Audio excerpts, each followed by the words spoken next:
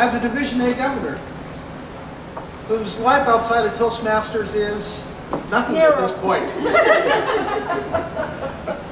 But actually, in my free time, I study investments and economic analysis.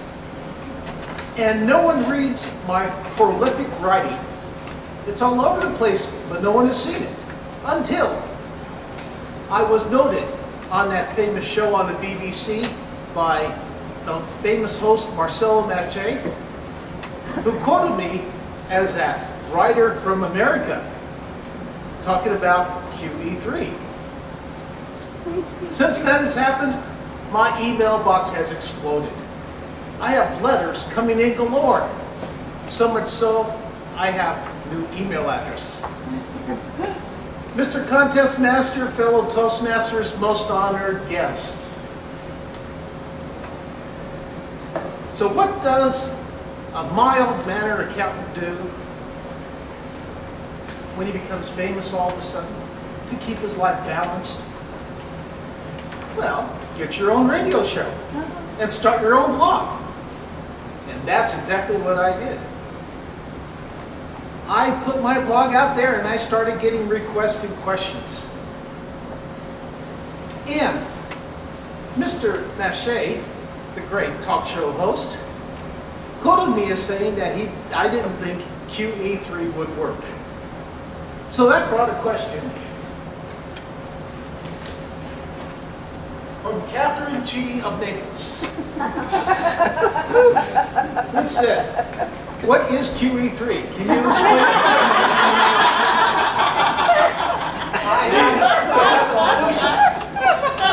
That's like taking one credit card, and it's not Queen Elizabeth III.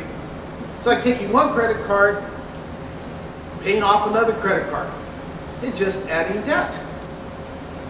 And I think we're on about QE6 since we bailed out Europe last week for $600 billion. So now that we have QE3 out of the way, and now that my writings are famous, I got another email. I got this from Tasha J. from Naples. And she saw my blog about the process to become financially self-sufficient. So she asked me, describe your process to become financially self-sufficient.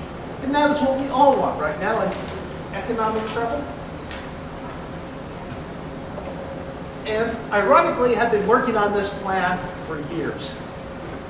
And now I think I have it in a format that I can explain. Well, number one is to pay off all your debts. Get square with your credit cards, to maybe you just have a mortgage. Number two, to get a cash fund for those times of trouble when you need extra cash. Number three, start building up cash you can invest. Now this is where the investment part comes into play. This is the discretionary money that you have to spend that's not on your necessities. So, part one of the discretionary fund is to think about going to storage locker auctions. You heard me right. Storage locker auctions. It's amazing what you can find in storage lockers. I thought about that, so I took some cash and I went down to an auction.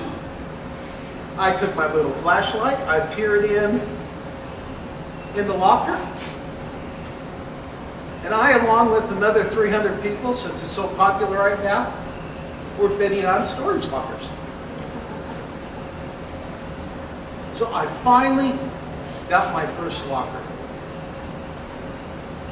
I was looking for the wow factor. You know, that one item that's going to make you rich? Well, I found that item. I found a picture, but within the picture was another picture that was worth $10,000 to $20,000. I put it up for auction. I got my money, and now I have my seed money for future auctions. But what am I going to do with that 10 to 15, that 15,000? I'm not going to put it in the money market for 1%. I'm definitely not going to put it in real estate. That's tanking right now. So what do I do with it? Perfect investment. And it came up on Marcelo Mache's show on the 17th. Greek bonds. 100-year bonds. What a better investment. What stability. I should have thought about it before I bought the bonds, though. They're 100-year bonds. I sure hope I can cash them in before the 100 years is up. Now, I'm just waiting for the other nations to have shorter yield bonds, and I hope I don't have to take a haircut on those bonds. So, ladies and gentlemen, I'm going to issue you a red light challenge. Try this investment scheme. What have you got to lose besides depreciating dollars, otherwise called monopoly money? Nothing. And who knows? Think of that one item that you could find. That will make you rich. Or you may be spending money. But do not fall into the trap of that famous Prime Minister of Italy, who was also on the show the 17th, who had the phrase, if you tell the people that everything is okay, then everything will be better okay. Mr. Contest.